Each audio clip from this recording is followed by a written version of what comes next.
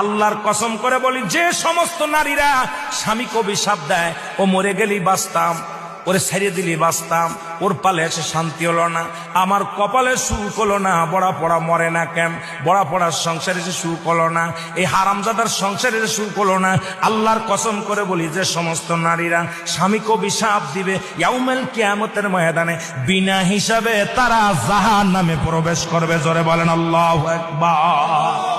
আমার মারা যারা মাইকের আওয়াজ শোনেন, শুনে নেন,